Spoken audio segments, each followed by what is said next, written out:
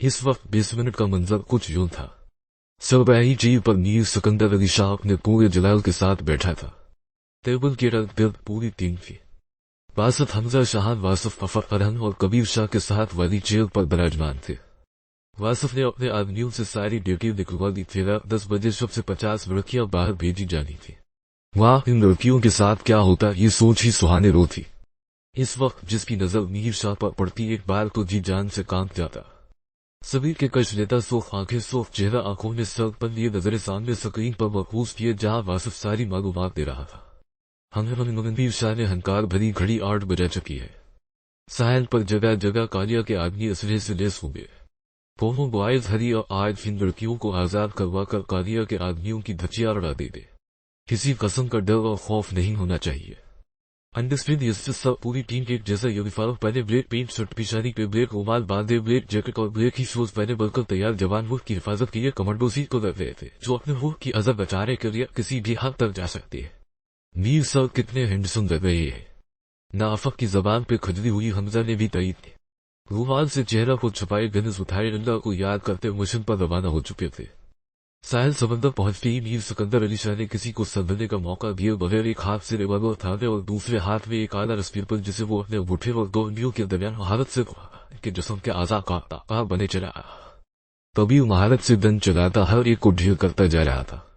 कालिया को खबर मिलते ही फरार हो गया। बासत अफक, हमजा, शाहान और अरहन हर एक को मरते जा रहे थे। सब ने कुछ ही देर में ढेर कर दिया और अपनी शोफी से हमजा को आंख बंद की और सबको वर्दी का निशान दिया। सब झटक मुस्कुराने लग गया। वीर ने आ सक गए और कबीर को इशारा किया। कबीर और सब लोगों ने व्यक्तियों को बाहर निकाला। सफा दबो ससुरा भारी हौसला था। सारा जायजा लेने के बाद मीर ने अपनी टीम को इन तमाम लड़कियों को साइड ले जाने का हुक्म दिया और मिट्टी का तेल डलवाकर मीर सिकंदर अली शाह ने आग लगा दी। कुछ ही देर बाद एक जोरदार धमाका, हवा सारी उछल पड़ी और बेतहाशा डर गया। कुछ ही पलों में शव जलकर राख हो गया। कालिया को बहुत नुकसान हुआ और इस नुकसान ने कालिया को मजीद सजदा देना था। पुलिस के पहले ही पूरी टीम वहां से गायब हो चुकी थी। जिस तरह अंधेरे में आए थे इसी तरह चले भी गए थे। एएसपी जुहान पुलिस यूनिफॉर्म में इन लड़कियों के पास आया और उनसे मालूमात ली, पर जवाब न था कि इनके चेहरे ढके हुए थे। यह सुनते ही एक मुस्लिम मुस्कुराहट जुहान के चेहरे पर छाप देखा कर गायब हो गई। इधर कालिया अंजारों पे लूट रहा था जिसका लोगों का नुकसान हुआ था। मुल्क के नामों सियासी शख्सियत भी कालिया के पास विराजमान थी। कालिया सांड की तरह की जसामत, इंतहाई काला रंग, गले में सोने की चेन और हाथ में कड़ा पहने बाल न होने के बराबर के देखकर ही झगझरी सी वाइवरिस बालकस और कालिस से लड़कियों को अगवा करवाकर ज्यादती का निशाना बनाकर बेवकूफ बेच का पीना वसूल करता और कुछ महीनों से इस्तेमाल खाली जा रही है। कोई है जो उसकी पंख की खबर रखी हुई है। कालिया को वो बंदा हर हाल में चाहिए जिसकी वजह से उसका नुकसान हो रहा है।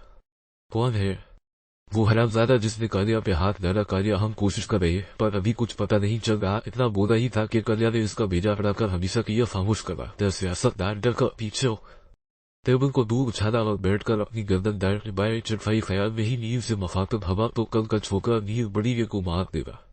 तुम्हें तो मैं जिंदा दाड़ दूंगा। तुम लोग अपनी पावर इस्तेमाल करो और इस लड़के का पता लगवाओ। वो कालिया की रन में रुकावट बन रहा है। जी हम पति दबाते हैं। कॉलेज के बाद आनिश जवाब और अनाया माल पहुंची। आनिश ने दोनों को घुमा घुमा कर थका दिया पर उसे कोई सूट पसंद ही नहीं आ रहा था। इतने डिजाइन देखने के बाद जवाब बस ये अच्छा नहीं है और देखाओ। जवा अनाया तो अपने लिए खरीद चुकी थी पर आनिश मैडम को पसंद नहीं आ रहे थे। निशा यार क्या है, अब हम थक चुके हैं। तब वो गोद में उठा लो क्या? निशा ने जवाब दिया। अब कुछ जल्दी से ले लो। आनिश लड़का अर्थों की तरह एक हाथ कवर पर रखे और दूसरा हाथ निचाचा के बोली ना तुम मुझे ये बताओ मैं क्यों कर जल्दी से ले लो भी ना आनिश। सवाल ही पैदा नहीं होता कि जल्दी मुझे कोई चीज पसंद आ जाए। इन कपड़ों को क्या लगता कि मेरा कोई स्पेंडर नहीं। हम सीरीज बनी इस पटाखा को देख रही थी जो कपड़ों को अपना स्पेंडर बताने के लिए कुछ पसंद नहीं कर रही थी। जिस वो तुम तब तक पसंद करो हम वो सामने शौक से हेलिस खरीद ले हो कि ये ठीक है। आनिश शेर गिरन को थका थका कर मार रही थी पर मजाल है कुछ ले ले। इधर अनाया और जरवा शौक से दिखी ही थी कि जरवा किसी से जोरदार टक्कर हुई। जर की नाक सामने वाले के चौड़े सीने से टकराई। जरवा नाक सिर थी सामने वाले से बोली रही ये आगे से भी वैसा ही जवाब आया। तुम्हें तमीज नहीं है, तुम्हें तमीज नहीं है।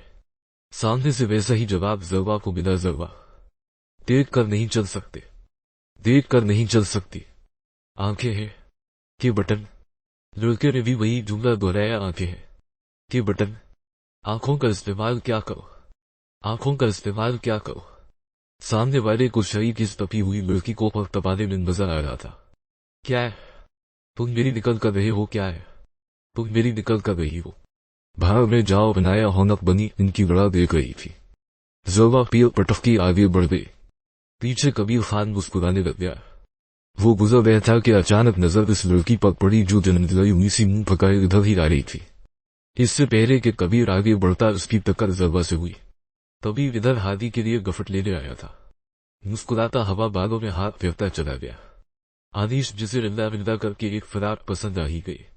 सरूर कलर की फराक पे हल्का एम्ब्रॉयडरी का काम हुआ था और रेड कलर के सिपोन गले पर लगे इसको बहुत खूबसूरत बना रहे थे।